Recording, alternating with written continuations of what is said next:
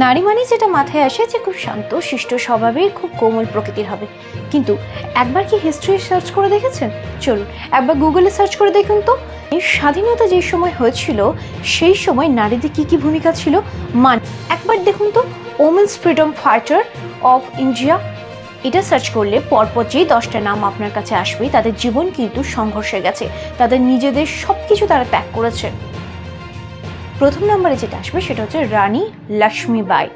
দ্বিতীয় নম্বরে আছেন বেগম হজরত মহল। তৃতীয় নম্বরে কস্তুরবা গান্ধী। চতুর্থতে বিজয়া লক্ষ্মী পণ্ডিত।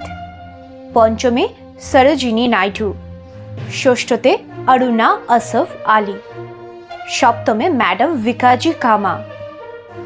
অষ্টমে কমলা চট্টোপাধ্যায়। নবমে যিনি আছেন কিট্টুর চিনাম্মা। এবং 10ম নম্বরে সাবিত্রী বাই ফুলে। এবার আপনি বলবেন নারীদের চরিত্র কোমল হওয়া উচিত। যদি সব নারী সেটাই মাথায় রাখতো তাহলে আজকের স্বাধীনতার এই জায়গায় আমরা দাঁড়িয়ে থাকতাম না। তাই এবারে চলুন একটু হিস্ট্রিটা খুঁজে দেখি তাদের কি কি ভূমিকা আছে আমাদের সমাজের উপর।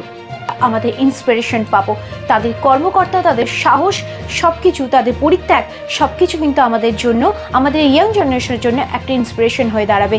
তাই চলুন এবার থেকে ওমেন্স রাইট, নারী শক্তি বলে শুধু চিৎকার না করে সত্যি তাদের জীবন কাহিনী থেকে নিজেদেরকে শিখিয়ে পড়িয়ে নিই।